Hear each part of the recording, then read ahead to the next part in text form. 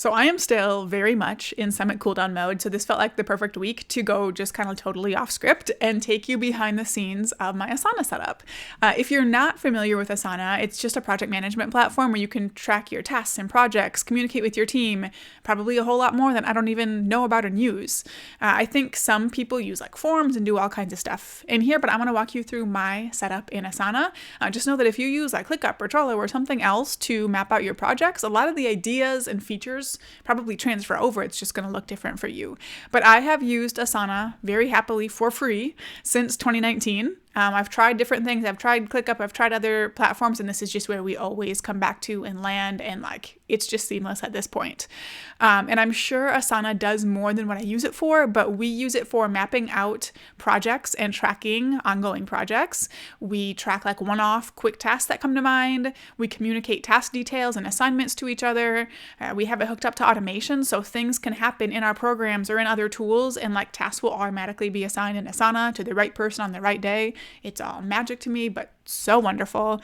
That stuff like that can happen without any of us having to touch it. So I'm going to take you behind the scenes here, and we're going to start with my go-to view where I live every day. So I live in calendar view. Like if it's not here, it does not exist to me. Like it's not going to happen. This is where I go at the start of each day, and I refer back to it over and over again. I have this view bookmarked on my bookmark bar. It's like literally probably, yeah, absolutely the most clicked button up here. So it's always just one click away. Some settings here that I have that are important are that I have weekends turned on. Yeah, so you can see the weekends. Those are turned on. And usually I just have like random lower priority tasks that get thrown on here. Like over here, it's just tasks that'll probably never actually happen. But I just want to keep them on my radar. Over here, I have some like personal planning tasks for the week and things like that. So I do keep weekends on, even though I never like assign myself actual tasks on the weekends. And I also have it set to filter out completed tasks. So there's some filters over here you can use. I have it filter out completed tasks. So these are just tasks that I have left. You can see that there's nice color coding going on. So in your projects, which I can see by just clicking over here, you can color code your projects. And then that also color codes your tasks. So that's really nice to just be able to get a quick glance. Like I know blue is Summit stuff. So if I'm in Summit mode and I just want to knock a bunch of Summit stuff out, I know to look for those blue tasks. That's really nice. But each day I basically come in here and just start going through the list. If I'm overwhelmed at how much is in here, a lot of times I'll take these tasks and organize them somewhere else. So I have like a Notion dashboard I love that I bought from somebody where I will like take and organize things and try to go there instead of here for the day because it's just like a nice focused space. Or I'll pull out like a paper planner and write tasks kind of more in order on there.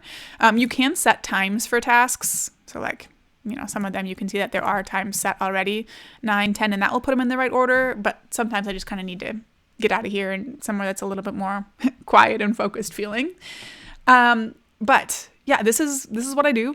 I very often don't get through the whole list, and that does not bother me anymore. When I worked full time, it did. It would really stress me out if I had tasks left at the end of the day. But now it's just life. I don't get done with everything in any given day, and it does not bother me anymore. Unless it's like, of course, something really important. But if it's something important, I do it first. So it doesn't usually make a big deal. I'm very impressed with myself, though, that it's Wednesday as I'm recording this, and I don't have any overdue tasks. I probably will today, but it's a good day. But yeah, I usually don't get through the whole week. But when I think of a new task to add for myself or a team member, I come right in here to calendar view. I just click here and I type the task name. So I'll just say whatever the task is, I'll open it up, and then that's where I'll do everything from. So, I'll write a description and add links if it's for a team member, like if they need access to an Asana project or whatever, Airtable project, I'll link it right in there, give them whatever they need. I'll record a video in Loom and pop it in there for them.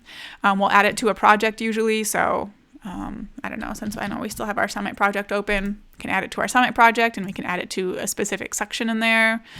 Can add it to a different team member, can add a due date, can add a time that day. Usually for us, if it's high priority, we don't necessarily add a time, but we'll say, we'll put H for high priority or L for low priority. Like, if you don't get to this, it's really not a big deal. That's typically how we do it.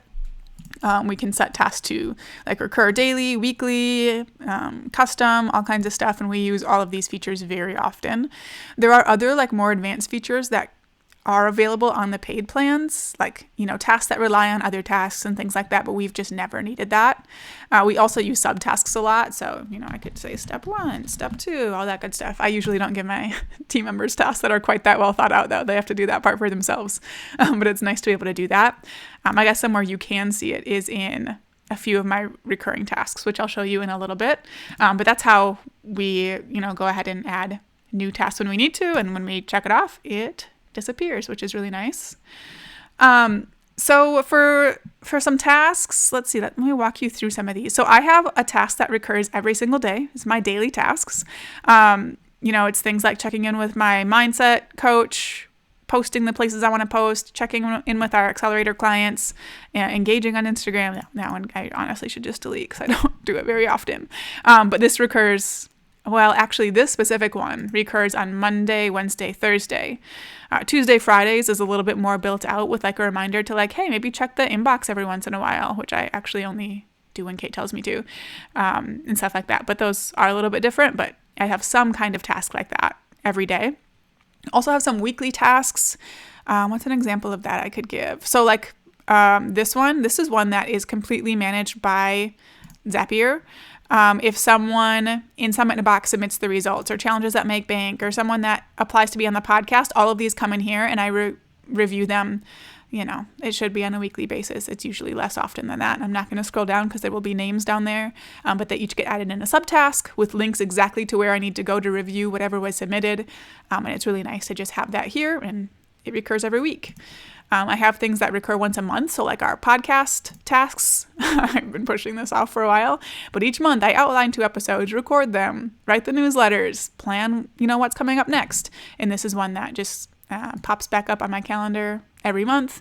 Every quarter, there's one, reminding me to like pay tax estimates and do a review of things and all that good stuff. But anyways, this calendar view is the one that I live by. Something else I don't use as much as I should is this inbox tab. I don't know what details are in there, so I'm not going to click it. But basically, if my team assigns me something or moves a due date or comments on a task, or if anything happens to a task that I have anything to do with, or if someone tags me, that shows up in here. And I check that as part of my weekly tasks it's down here on Fridays. I could add it to my weekly tasks.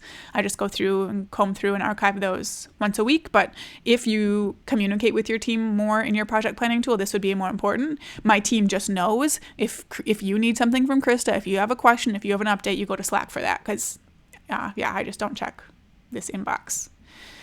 My team also has all of their tasks in here. So actually right here in my team tab here, each of my team members has their own, like I have their calendar bookmarked as well. So I can really easily go to anyone's calendar anytime to be like, what's a good day for me to assign this? Or what's the status on whatever task I'm waiting for or whatever.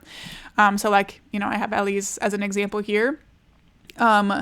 But like usually we don't communicate about tasks here. It's just like we assign tasks here, and they usually are assigning their own tasks. It's not usually me assigning tasks to them unless it's just something that comes up. We also have templates for all of our tasks in here. So over here you can even see there's a template for Summit hosting. This is actually our Summit in a Box template. We have a challenge template for challenges that make bank, but also I use that. We have templates for webinars, podcast episodes, everything we have templates for. So this is like this, I'll show a start of the one for Summit in a Box. There's over 300 tasks in here, and each one like links to lessons and information and stuff like that. Like this one is super built out because it's literally the one our clients and students have access to. But we do stuff like this for our own templates as well. It's just not usually quite as pretty. But that's really helpful because if I'm going to do a summit or a webinar or whatever, we'll just come in, duplicate our template. For summits and challenges, we have our tools that assign due dates to them, so we don't have to do any of that. But even for the tasks we don't have, those kind of automated tools for, having the template makes it so much easier. So we use templates for everything, for tasks, for projects, for launches, all kinds of stuff. What else? We also do that with our podcast episodes. So this, I think, is like our only project that's in board view. I never come in here, so like I don't even like how this is set up, but it doesn't matter because I don't need to see it, right?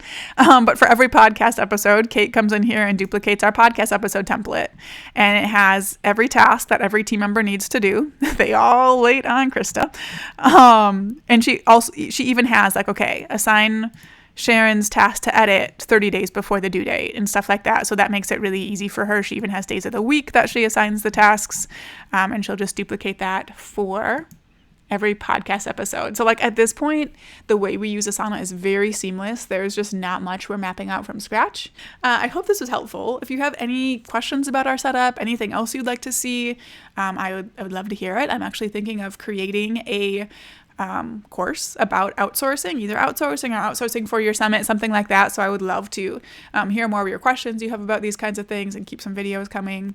And yeah, let me know your takeaways, your questions. And if you still use Asana, I would love to hear that as well. I don't know if anyone besides me uses Asana these days.